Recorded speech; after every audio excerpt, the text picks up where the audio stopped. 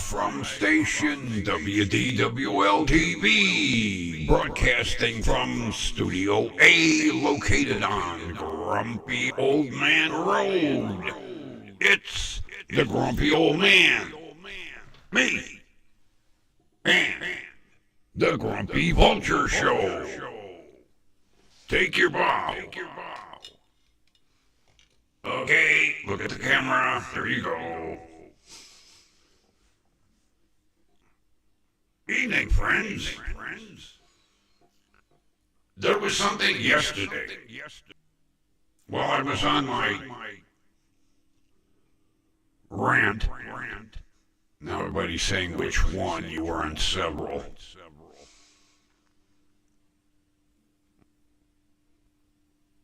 When I was talking about the fresh meat market, and I mentioned my father saying, I'm going to go get me a fresh chicken. Well, at one time, and people aren't going to believe this because, you got PETA, EPA, and hazmat, and all that other bullshit. We used to have a live poultry store. Yes. Live poultry store. It was at the corner of 117th and Bel Air. The building's still there. I don't know what's in it now, but it used to be a live poultry store. And I'll never forget, I was probably 7, 8 years old, and my mother said to my father, we haven't had roast chicken in a while. I think I'll make roast chicken for Sunday dinner. My father was like, okay, I'll go get us some chicken. Going grocery shopping with my mother, we got chicken at the grocery store.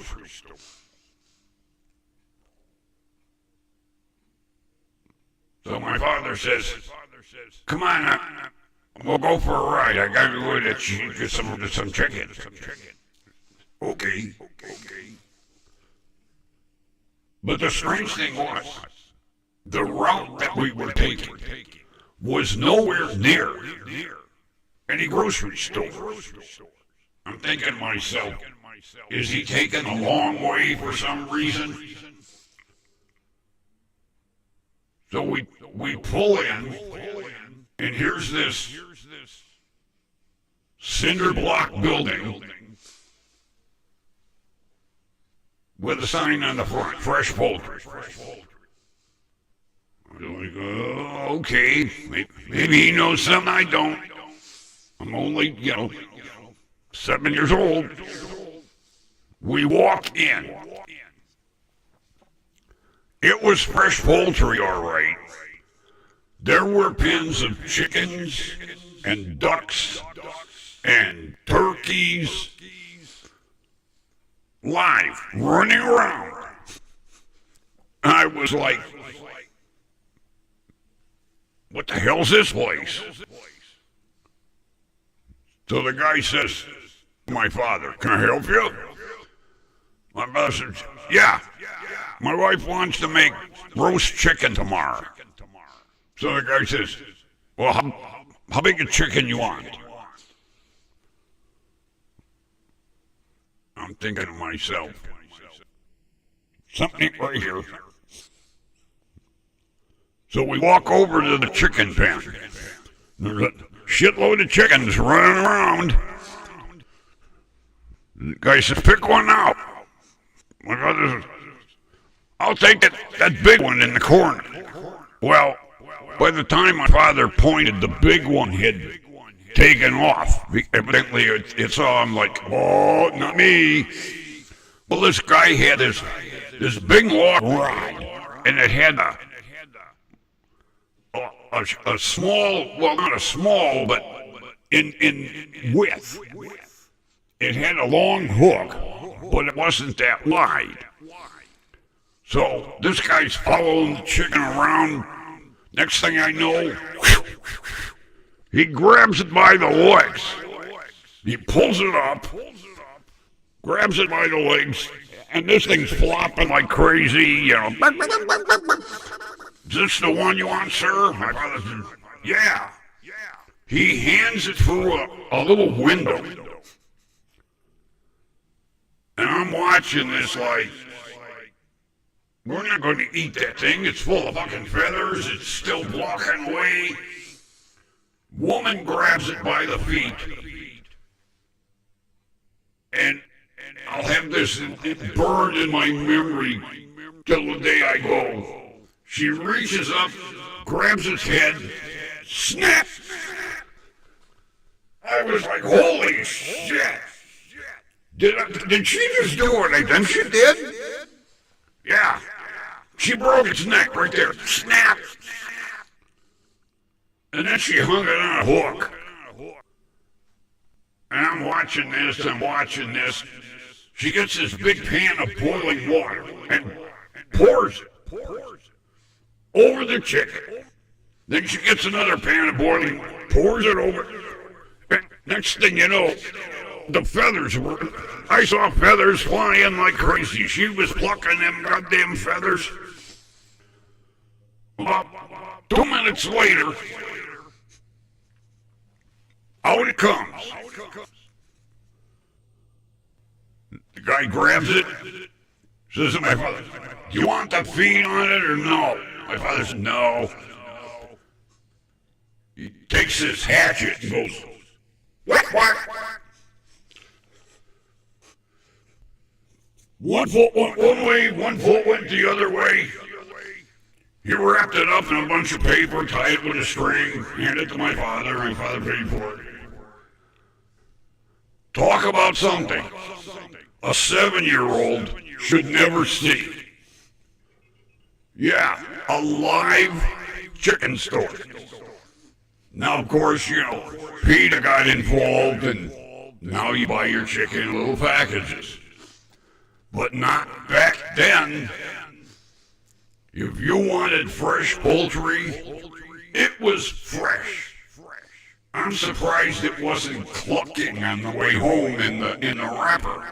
Of course, it didn't have a head and no feet anymore either. Yeah, she hands this naked chicken out the window. The guy says, do you want the feet or not, sir? My father's like, no feet. Whack, whack. I saw the 1 foot go this way and the other foot go that way. I don't know where they ended up landing. I was traumatized for life. First I saw the woman snap the chicken's neck. And then 2 feet going in opposite directions. And then there was a woman that was standing behind my father. I had taken them feet, sir. I was like, what are you going to do with chicken feet? Well, they use them for stock, for soup base. Chicken feet. But it was kind of a brutal operation, I'll say that. Especially when he laid that chicken on that cutting board at the end of the counter. You want the feet, sir? No. Whack, whack. And I saw that. Holy shit. Duck. Incoming chicken feet. Yeah. And then then we went there for a fresh Thanksgiving turkey. Oh, there was a big pen out behind the store with a bunch of turkeys. Matter of fact, they looked like him with shorter beaks. I'll hear about that tomorrow. Give us a profile. Let's see what the beak looks like. Yeah, see, the beak was shorter. Wasn't as long. Turn this way. Yeah. The beak was a lot shorter than this. I figure if I'm gonna get a bunch of shit tomorrow, I'm gonna make it worth it. Look at the camera now. So we walked out back, and the same thing.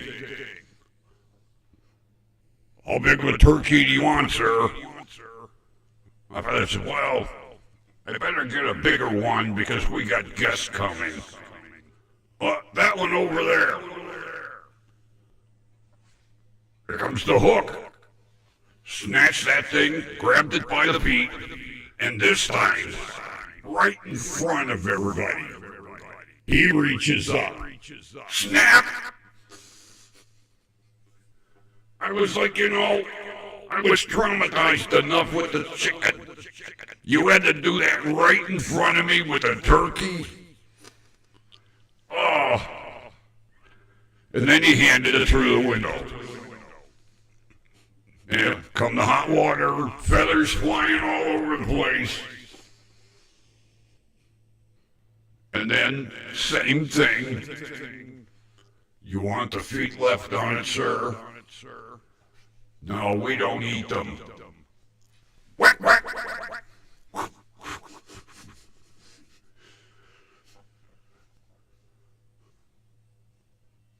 That's burned in my memory banks forever.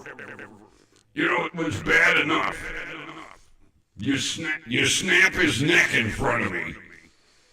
Then you gotta chop his feet off in front of me. I think the guy rather enjoyed it. Oh, he was quick with that little hatchet thing he had. You want feet, sir? No. Like Zorro. But with a hatchet. Then he wrapped it up. Home we went. It was still warm when we got home. Yeah. Thank God we didn't eat duck. I couldn't stand to have Dappy brutalized like that. Yeah. A fresh chicken store. For any of you that live in Cleveland, gargle it. Fresh Poultry Shop, 117th and Bel Air. The building is still there. I don't know what they use it for. I know after the chicken place got closed down, or it closed down, it was a Sherwin-Williams paint store. Because I remember my father needing some paint when he wanted to paint the living room. And I remembered the route. And I'm like, why are we going this way for paint when we go this way for chicken and turkey? And then we pulled up, and it no longer said Fresh Poultry. It said Sherwin-Williams Paint. And by now I was about 10. And I was vocal even then. And I remember standing at the counter while the guy was mixing the paint.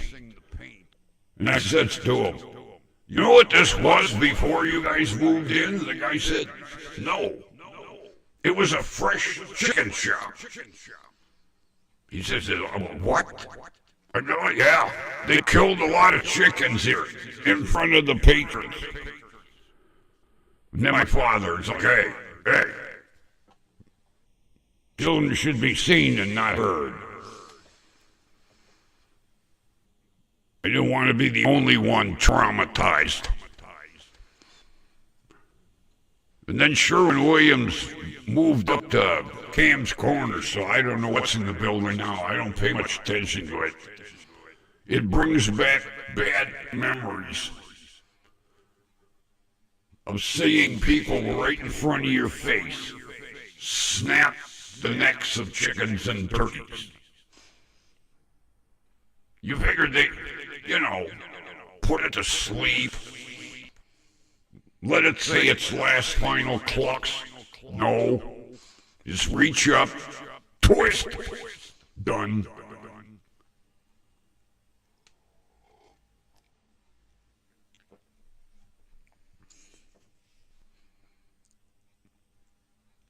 It wasn't bad enough watching it happen through the little window. No, we gotta go get a turkey. And while the guys hang it in front of us to inspect on the hook, and my father gave it the A-OK, he just reached up and went, snap! I really didn't want to eat turkey that Thanksgiving, or the Thanksgiving after, or after. Unfortunately, I have acquired a taste for turkey now, but that first Thanksgiving was a little tough. Especially when it come out of the oven. And my father went to slice it, and I'm thinking to myself, oh, didn't you brutalize that bird enough? But that's the way you eat turkey. It wasn't alive, wasn't raw, it was cooked. It had seen its maker the day before, but it was really tough sitting there when it came out of the oven. Because I didn't get to see it all prepared. It was in the oven when I got up that morning. And I remember my father coming out of the kitchen with a platter. And everybody is oohing and eyeing. Oh, look at how golden that bird is. And I'm thinking, oh, no, we're going to eat that thing now. And I was a pretty big eater. And I'm kind of picking at the turkey. My grandfather was like, something wrong with your turkey? And I got the stink eye from my father, and I was like, oh no, I'm saving it for last. Well, there was nothing left on my plate. I ate my carrots, mashed potatoes, the stuffing, cranberry sauce. Then it was time to eat the turkey. Every bite was brutal. I'm like, oh, I saw this thing get killed. If there was ever a talk of fresh poultry in our house after that, I had a convenient excuse not to go with my father. I was like, he'd come in my room, hey, I'm going up to get a chicken.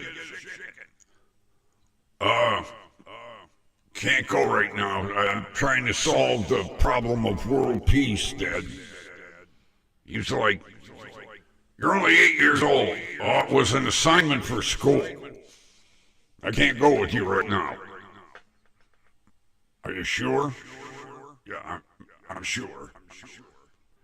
And then, of course, Sunday morning, come time to watch the chicken get prepared to get roasted. I was like, oh, I know what happened to that poor bird. Of all the times, my friends never invited me over for dinner. I used to beg them. I was like, hey, I think we're going to have roast chicken this Sunday. Can I come over and eat meatloaf? No? Oh. Of course, any other day of the week I get invited for dinner. Oh, no. On the day we had roast chicken? Nope. Took a long time to get the sight of that out of my memory banks. And it's still there to this day. But we used to have fresh poultry stand here. Fresh. Really fresh.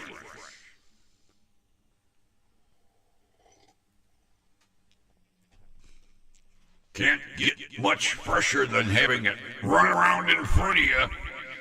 Which one do you want, sir? Oh, can't they stop moving? Well, they know it's coming. That one. Man, that guy was quick with that hook, though. That one. The birds. Yeah, that one. And they hand it through the window. And then it met its demise. And then came out the window at the other end, naked. With feet that were quickly removed. What? That guy didn't care where the hell they went. Evidently at night, that's what they did. Swept up all the chicken feet. Or duck feet, whatever. My mother wasn't into duck. Thank God. But every now and then, my grandparents would invite us to dinner, and it was duck. I don't like duck. Too greasy. I don't care how long you cook it. You're cooking long, but that much duck grease in the pan, you pour it off. 5 minutes later, that much duck grease in the pan, you pour it off. How people can eat that greasy duck.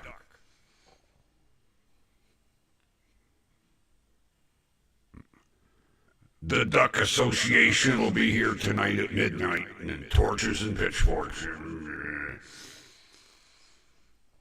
I don't like duck. Never have, never will.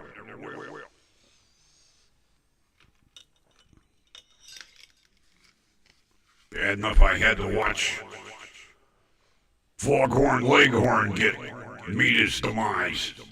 I didn't want to watch Daffy meet his. Although I had to watch Porky meet his once. See, on my uncle's farm, he raised pigs. And one day, this guy comes over and he says, "Hey, Joe, you got any pigs for sale?" And Uncle Joe said, "Yeah, come on, in the barn. You can pick one out." So he's looking at them all.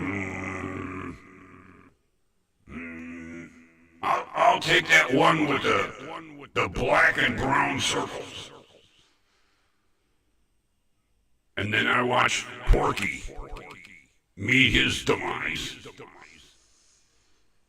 I'm not going to explain it. It was a little brutal. And then if that wasn't bad enough, the guy butchered it in the back of his pickup truck. Oh, I couldn't believe it. They dragged that poor little porker out of the barn. The guy threw it in the back of his pickup truck, and he said, "Hey, Joe, you mind if I butcher it today right here?" And Uncle Joe was like, "Yeah, I don't care."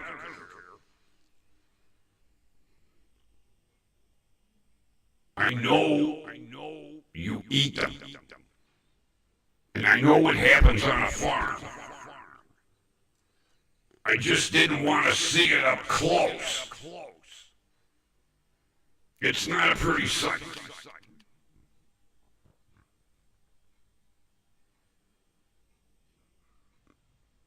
Between the chickens and the turkeys, and then I gotta watch poor Porky.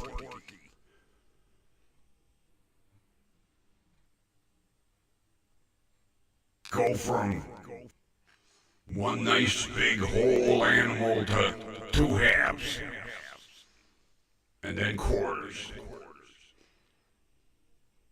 in the back of a pickup truck.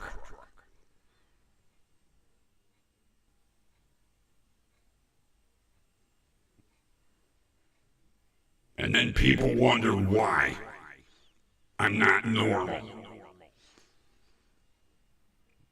That's a lot to take in when you're, 7, 8, 9, 10 years old. I wasn't ready for it.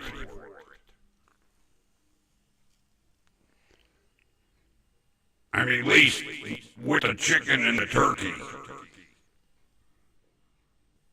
I didn't have to watch surgery.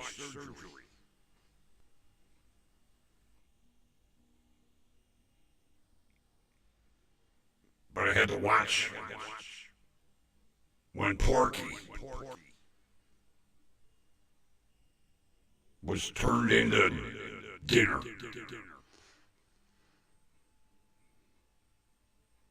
And I realize now that's how my uncle made his money. I mean, to supplement his income was the farm. He drove tractor trailer for a living. He worked for, oh God, what was the name of that bakery? It was down on Chester. Can't remember it right now. It was down on Chester. And when he did, he had the bread run from Cleveland to Columbus every night. Because they didn't have a bakery down in Columbus. And certain stores wanted this bread. So they'd load up the semi and he'd drive it down to Columbus and make his delivery. And so that was his main income. And he supplemented it with the farm animals. Mainly the pigs. He had chickens and ducks. No turkeys.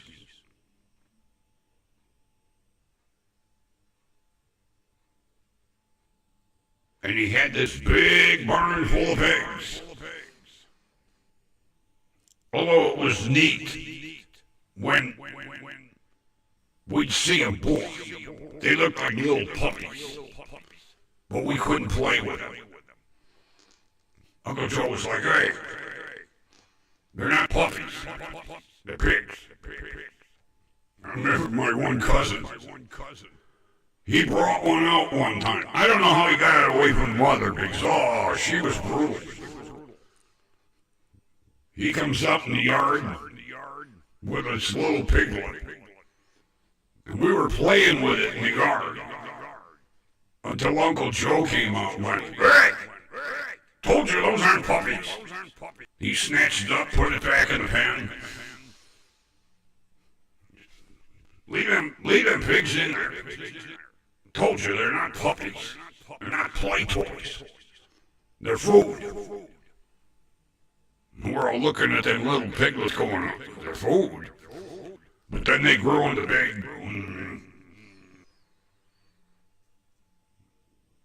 Yeah, Uncle Joe, he always had 30, 40, 50 pigs. People would come, but most of the time, they went to a butcher shop. Not that day. The butcher shop was in the back end of a farm pickup truck.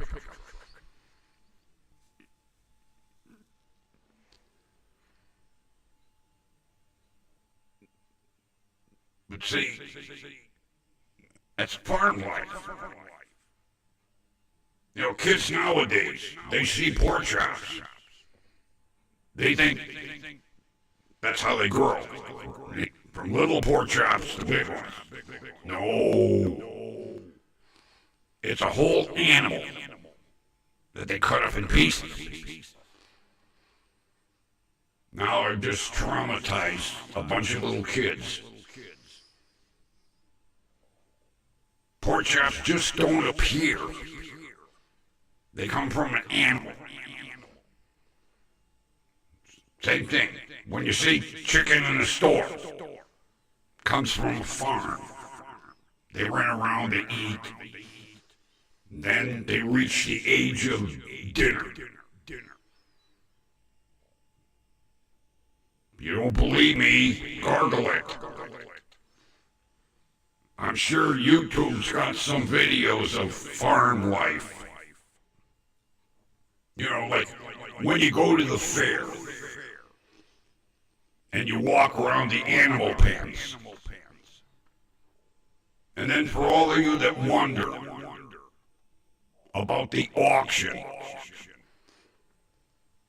well, when they auction them animals off, they're not going to someone else's farm as a pet. But see, those kids know it. They know that little pig or little steer that they raised from a baby is sooner or later going to end up on a plate.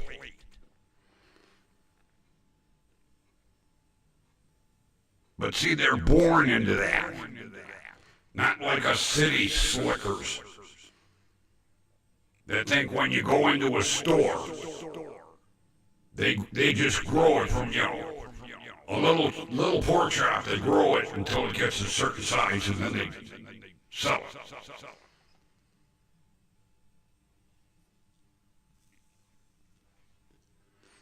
I mean, in a way, I'm kind of grateful that my uncle had his farm.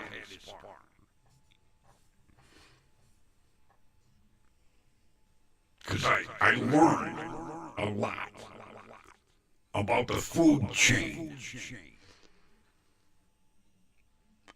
I was a little young to learn some of the items, but yeah, you learn where your food comes from.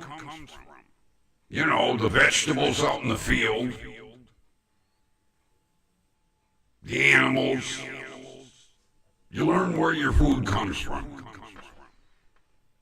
When we used to be a huge farming country. Now, not so much. Most of the vegetables that we get are grown in Argentina. We've kind of put the farmers out of business. You know, at one time, you would see on license plates, Wisconsin, America's Dairyland. Not anymore. Now it's California, America's Dairyland.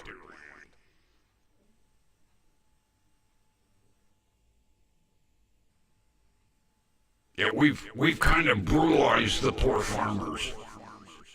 We've raised prices so much they can't afford to farm. There's one YouTuber, oh God, I can't remember her name. She used to do a daily YouTube stream on farming.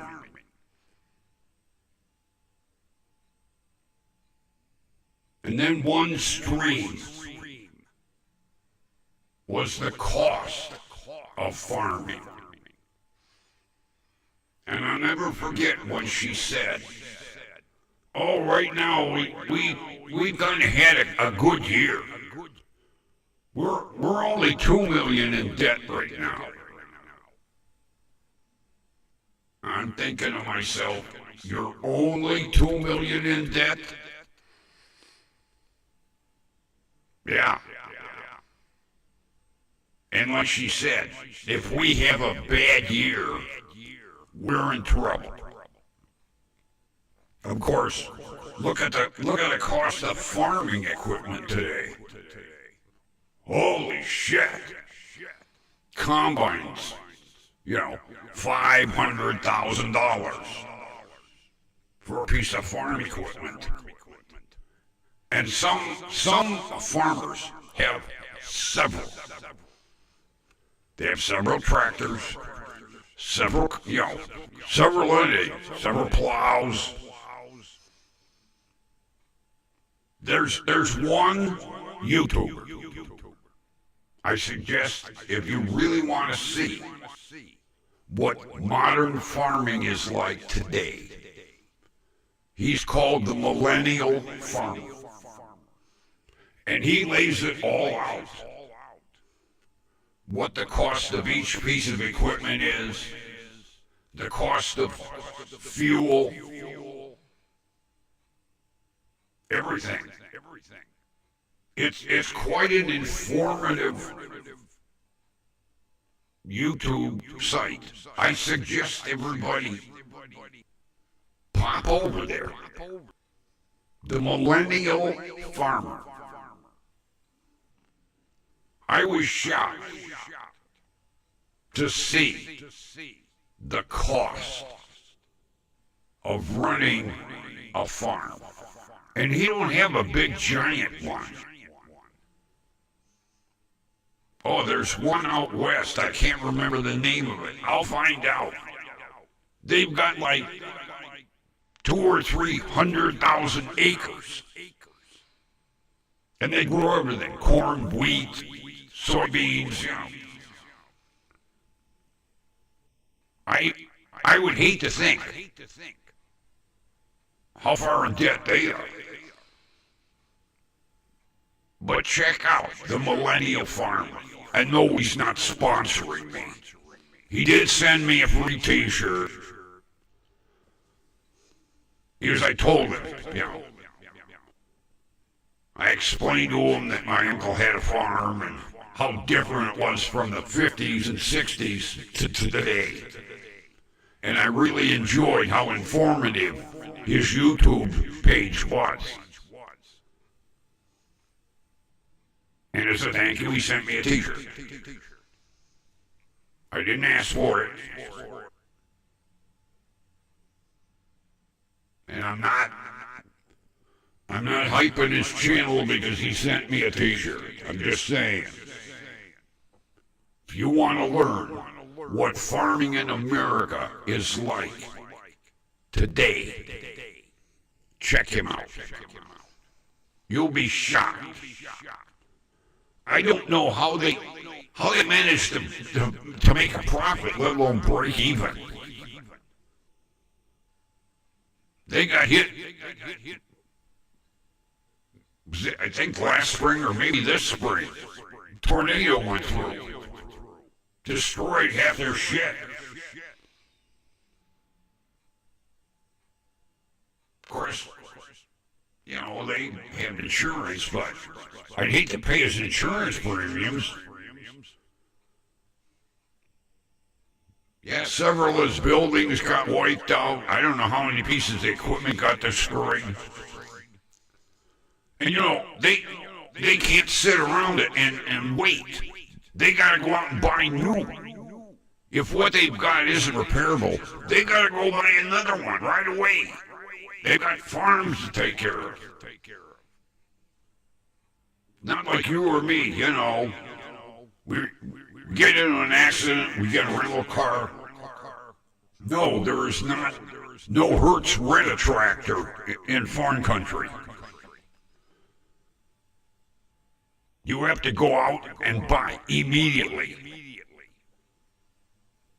If an insurance adjuster comes out and goes, that tractor's scrap, he's got to go out that day and buy another one.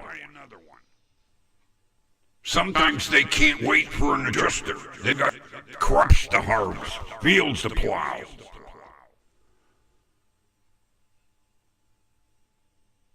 Farming in America is tough.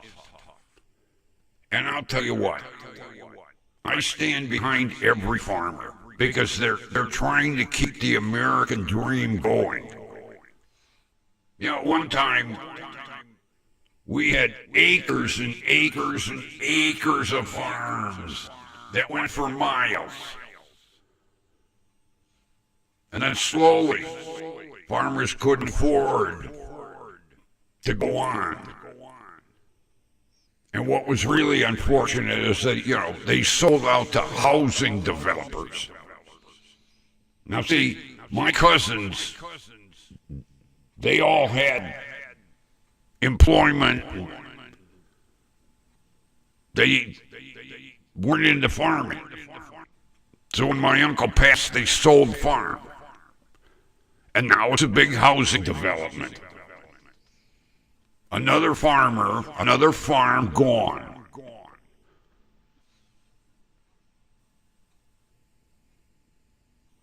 So I give credit to anybody today that's a farmer. They're keeping the American dream alive.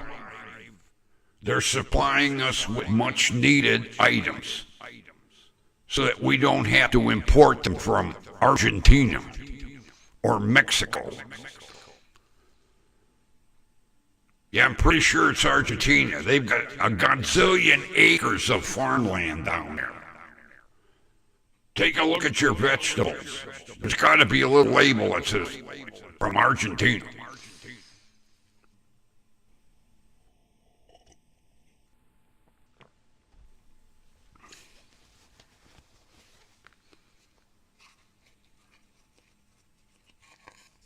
I know I'm on a rant.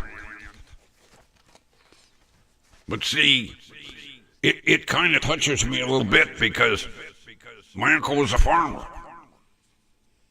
So I know that life.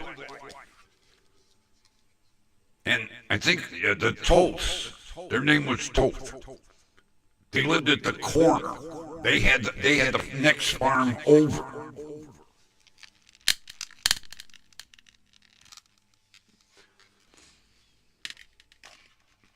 And if they needed help, my uncle and my cousins would go help them. And then if my uncle needed help, they would come. You know, farmers worked hand in hand.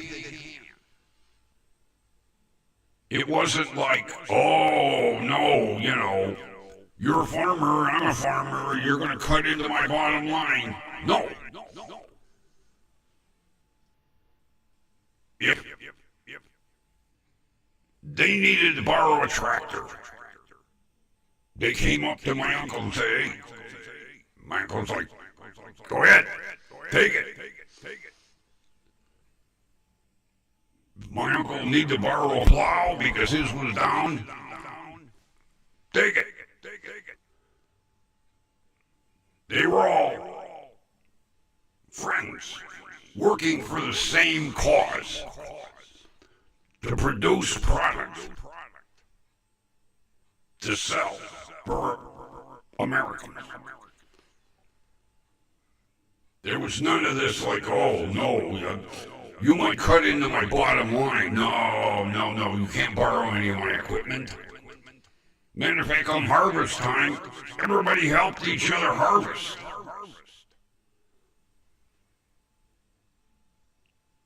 You know, if Fred's field was ready this week, everybody went and helped him.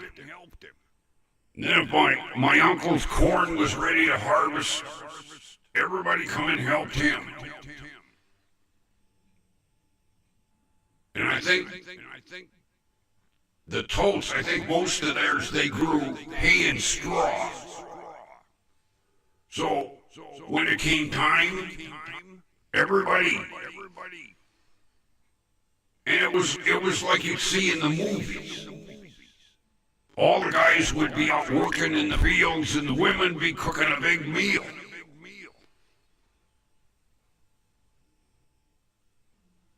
That's what I loved about it. Oh boy, there's gonna be a feast here tonight. Yeah. They started campfires, cook. Wasn't, run into the oven and pull out some biscuits. No, they did everything outside.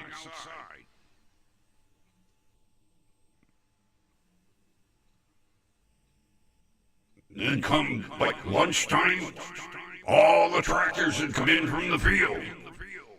Guys would eat lunch, up they'd go.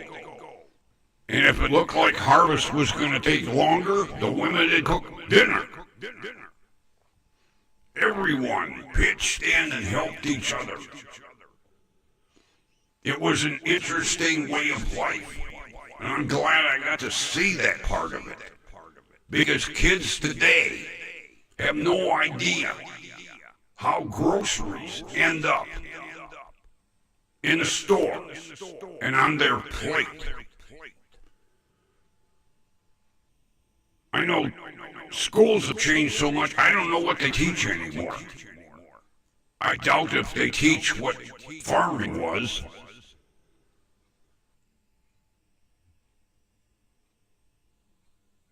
Yeah, I feel sorry for kids today. They have no idea how this stuff gets on their plate. How does mom get groceries? How do them groceries end up in the store? Nobody waves a magic wand. Ding! Okay, we have a counter full of apples. Ding! Oh, we have fresh chicken. Ding! No.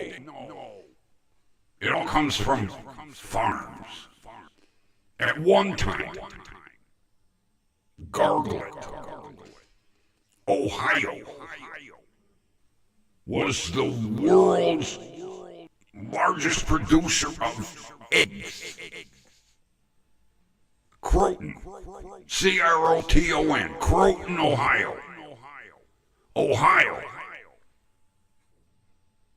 was the largest producer in America of eggs. Not no more, but we used to be. As a matter of fact, Ohio also had the most greenhouses of any state. Gargle it if you don't believe me.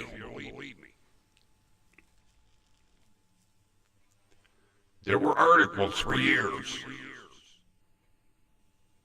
The biggest farming under glass. Oh, on Grayton Road. Oh my God, there used to be roads just for as far as the eye could see, greenhouses. Not anymore. But at one time, they grew tomatoes over there. Every now and then they would have like an open house. And as far as the eye could see, tomato plants. But yeah, Ohio used to be known for two things: egg production and greenhouses. Unfortunately, inflation killed the greenhouse. Well, that and the EPA.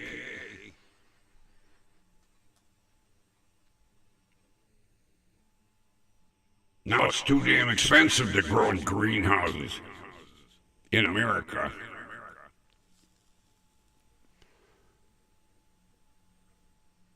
And egg production, more and more farmers turned to egg production.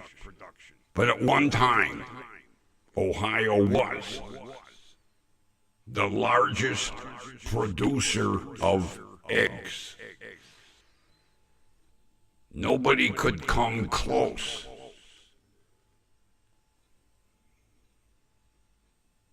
It's amazing the history in Ohio.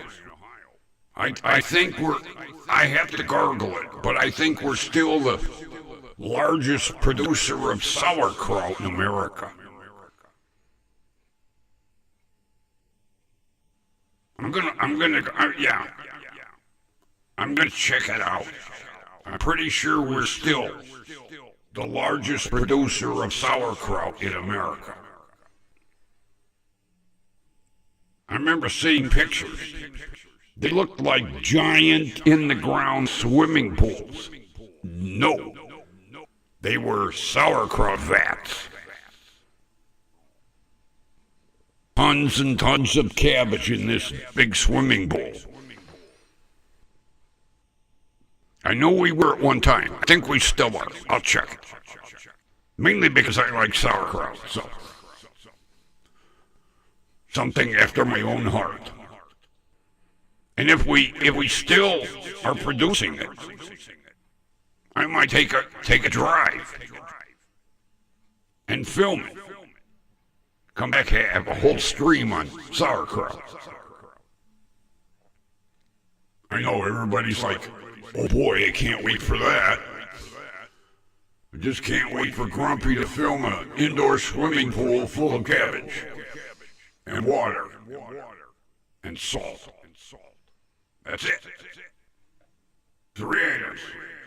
Cabbage, salt, water. A no-brainer. Well, yeah, you gotta put the salt in a certain amount. That's it. Everybody thinks, oh, there's gotta be some kind of scientific production of how they make sauerkraut. No, water, salt, cabbage. That's it. Of course, you gotta know the fermentation schedule and everything. It's not that easy. You just don't take a handful of, cabbage, throw it in a container, put a little salt in, pour some water in, and 2 days later, oh boy, look, we got sauerkraut. But we used to be the largest producer of sauerkraut in America. I'm going to gargle it. I know you can't wait for that stream, like, oh boy. I hope Grumpy lets us know a week in advance so that we can make sure we're around the computer that night. What are you doing, kids? Oh, the grumpy old man's going to give us a lesson on how to make sauerkraut. He's what? Yeah. You kids don't even like sauerkraut. Well, it'll be something to watch anyway. It'll be better than hearing him sit and bitch. He'll be talking about a subject that he likes. Oh, he'll figure a way to bitch somehow, kids. Don't you think that he's gonna do an educational stream and not throw in some cuss words? That's me. I will. Just warning you. Throw in some cuss words for these cigarettes, too.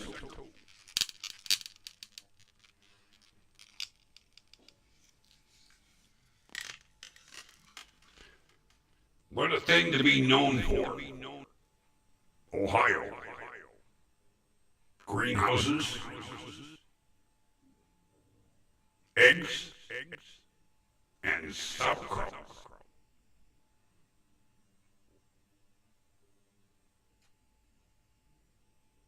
Some states are known for cheese. Some states are known for milk. We're known for sauerkraut. At least we were.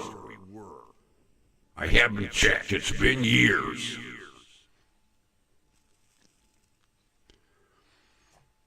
It was something I gargled a long time ago. But at that time, we were the largest producer of sauerkraut. I don't think there are too many farmers would infringe on that one. What do you make on your farm, Fred? Sauerkraut. Oh, I know you like sauerkraut. Don't worry. I won't be cutting into your bottom line.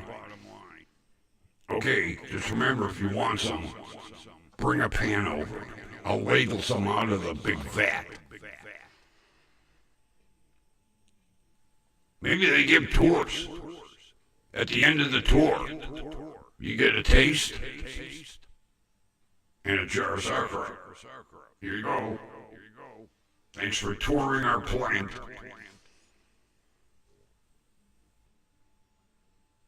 I'd be happy.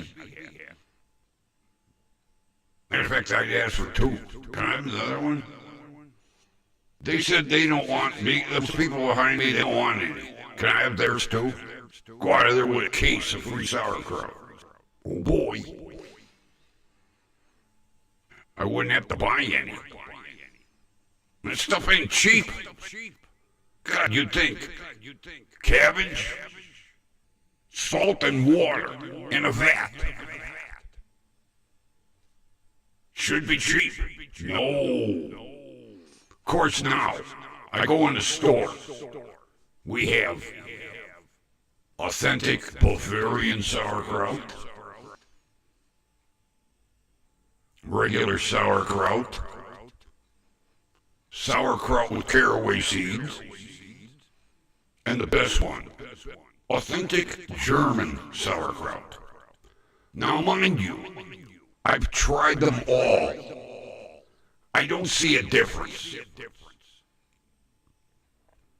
I bought a jar of authentic German and a jar of authentic Bavarian. Tasted like sauerkraut. I didn't notice a difference. Now I know I'm pissing both off. You know, the Bavarian and the German make yeah, they're going, you asshole. I didn't notice a difference. Tasted like sauerkraut. Now the sauerkraut with caraway seeds, yeah. Got a little bite. Of course, I've never been to Bavaria or Germany, so I don't know what authentic tastes like. But the jar says authentic. To me, tasted like sauerkraut. I know my Polish sausage turned out wonderful. Yeah, I get Polish sausage. Cut it up, put it in my crock. Smother it in sauerkraut. Turn the crock pot on. 5 hours later, dinner. But to me, it still just tasted like sauerkraut. I don't know, maybe my hopes were too high. Oh, maybe the German will taste better than the Bavarian. These two countries are fighting for who's going to take top award for sauerkraut. I guess my vote wouldn't count. I didn't notice a difference. Smelled the same, tasted the same. Maybe it wasn't authentic. Maybe the label lied. But the only thing I got to say for the company that produces, because they produce both, why on God's green earth do you have a machine that puts the lid on at 10,000 pounds per square inch? I can't get them off. I have to get a giant pair of channel locks to get the lid off the sauerkraut. There's no need to put it on with that much force. It's not uranium, it's sauerkraut. I showed you once before. Everybody thought I was kidding. I brought the channel locks in. They're huge. They have to go around the lid that big. I'm out there with a tapping on it, turning it upside down, beating on the bottom of it, running under hot water. No. I have to go in my tool bag and get the giant channel lock so I can get the fucking lid off the sauerkraut jar. Matter of fact, I forgot to write that. Another bitch item. Oh boy. Since I won the bread war, and I somewhat won the extended warranty war, time to go to war with the sauerkraut maker. Oh boy. A new item to jump out of bed for tomorrow morning. Writing a nasty fucking letter to the sauerkraut maker. Although I don't think I kept the address. Oh, now I'm gonna have to go to the store, buy a jar of sauerkraut, just so I can get the address. Because if I write it down in the store, they might think I'm some kind of sauerkraut spy. Hey, what are you doing over there? I'm writing the address down for this sauerkraut. You're what? Get out of the store, you asshole. Would be the first time someone said that to me. I've been banned from a couple of stores for various reasons. I get shit everywhere I go. But it's fun getting old. Sometimes you can blame it on age. Hey, I'm a senior citizen. Give me a break. Go chase them kids over there. That's why they call me the grumpy old man. I've earned that title.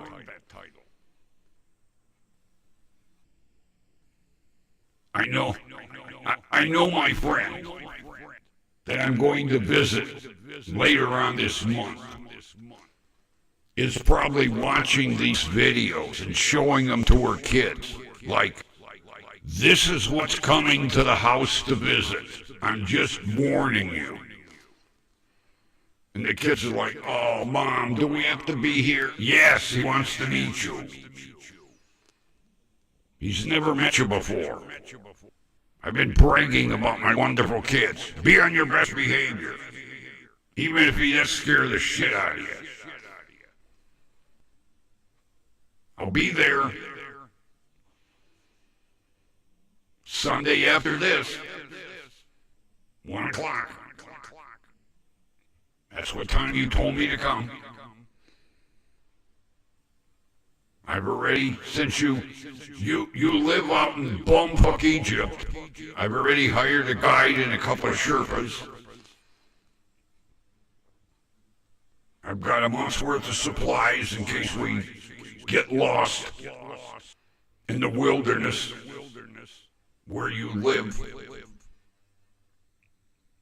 Just saying. But you were the one. Pick the date. I'll be there. I know right now she's warning you kids, be on your best behavior. Don't embarrass me. Well, you know what I'm going to do? As soon as I meet the kids, I'm going to ask them, did your mom warn you to be on your best behavior? Well, yes, Mr. Grumpy. Then act like assholes. I don't care. Embarrass the shit out of her. The kids will be like, hey, we like this guy already. And I will, you know. I'm not going to mention your name because there might be friends of yours watching, but you know what? You know me. If you told your kids not to embarrass you, I'm going to tell them, embarrass the shit out of Mom. I want to see what you're like normally at the home. Not on your best behavior.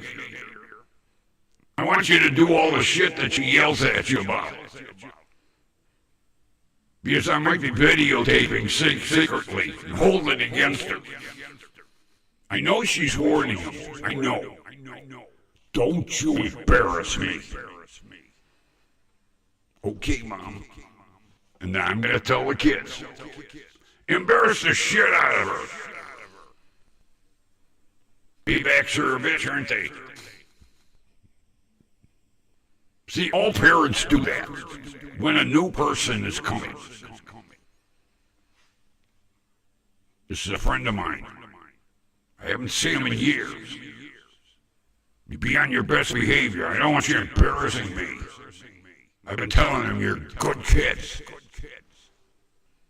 Then I'm going to tell the kids, go crazy, embarrass the fuck out of mom. I want to see what normal life is around the house. And then she'll throw me out. Get out of my house. It wouldn't be the first house I was ever thrown out of. Just saying. So, with that, I'm gonna do some gargling tonight or tomorrow. I already know we got beat in the egg thing. I'm gonna check on the sauerkraut thing. Because I know at one time we were. But that could have changed. So I've got some homework to do. And with that, I will. Oh, I thought that phishing software shit was gonna pop up in the screen again. I went through the computer again today. Jeez. That's gotta be deep rooted in my hard drive somewhere. But it hasn't popped up yet. So I will chat with you tomorrow. And maybe about sauerkraut again. See ya.